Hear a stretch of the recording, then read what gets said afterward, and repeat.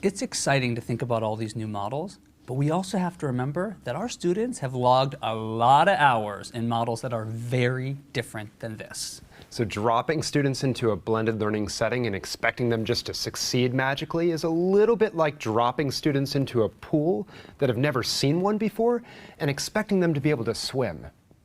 We love panaceas in K-12 education. What I will say is student ownership is not a panacea, and this is one of the first things that innovators figure out. So when you let kids loose, students behave in a broad spectrum of ways. It's almost scattershot, but it's very predictable. So the first thing we see is those students who just take off. They were clearly held back in their previous educational placement, and all of a sudden you hear about sixth graders doing 1,000 math problems in 3 weeks. You see some set of kids who they enjoy it, but they languish at what they're good at. They do what's comfortable for them. And then you see another set of kids who want nothing to do with it. They're begging for the teacher to come back. And for most of our innovators today, we're saying, okay, we see this range of responses. Now, what supports can we put under these students so we can get as many students successful in these environments as possible? So knowing this, it means that we actually have to train students very intentionally to learn how to take ownership for their learning. Summit told us a great story about this, what it looked like when one student got dropped into the setting for the very first time last year. This student was staring at his computer screen for the entire class period and literally not doing any work while everyone around him was cranking away. And the teacher said, "Be calm, he'll come around." Second day, same thing. Students stared at the screen and they said, "Be calm, we'll wait him out." It's like a game of chicken, right? By the third day, the teachers were about to break. They were getting really nervous. And towards the end of the third day, the student raised his hand. So the teacher very excitedly kind of quietly walked over, and the student looked up at the teacher and said, "I think I'm falling behind." And it was in that moment that that student really understood he was responsible for his own learning. And he had been in a system up until then that kept him progressing, whether he did any work or not. So when we think about training students to actually take over their learning, we're not talking about training them on how to use the technology systems or things like that. We'll get to that later, that's important.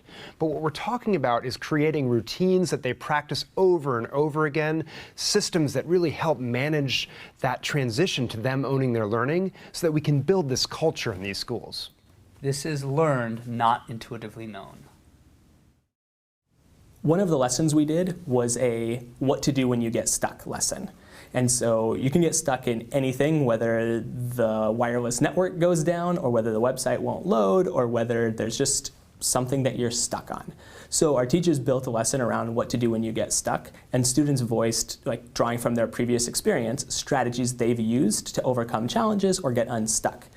Then that gets turned into something that is in front of the kids, like a checklist of what to do when you get unstuck.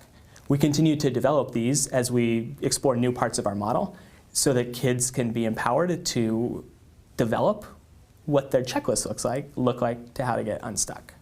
To teach kids that they're self-directed learners, we spent a lot of time in the first 2 weeks of school just really focusing on like different learning styles, like how do you learn, what way do you learn best, like how do you note take, what are like various note taking strategies and like what works for you and what doesn't. And does watching a video, is that easier for you, or is reading something easier for you? And so like just helping them be a lot more self-aware of like how they learn best. And I think taking that initial time for them to figure out what works helped them to become self-directed learners, which is like a work in progress, and not everyone's good at it yet. But the idea that eventually with time and with checking in with a specific teacher each week and like figuring out what their goals are, each kid like knows exactly what they should be working on and what they can work towards on a weekly basis. Having, we call them here community groups, so these times and places where students get together. It's not academic time, but it's a chance to talk about these kinds of skills and let them reflect and let them discuss with each other. I think that's actually really important because I think they need to be able to take a step back and just kind of process all that information and think about how they can do better.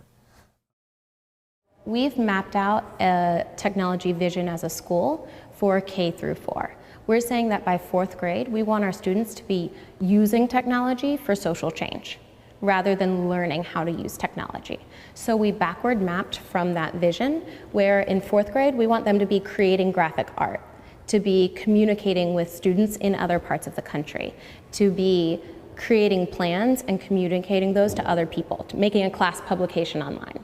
We want to backwards map from that, having 3rd graders use the technology to get information, having them do research projects on what colleges they might be interested in attending one day, having them do informational research projects on animals or mammals or something that they're learning about in science. The first 2 weeks, we just practice procedures. I mean, obviously we have content within the procedures, but we really just focus on those first 2 weeks, making sure that ready, set, however many times we have to say eyes on the target, we look for 100%, and we just take those 2 weeks to do it. And some people might say, oh, well, you're not focusing on the content, but in those 2 weeks, I get my kids ready to do the 100%, and then it makes learning all the rest of the content so much easier. So those first 2 weeks are fundamental to what we do here. It's practice, practice, practice, practice, practice.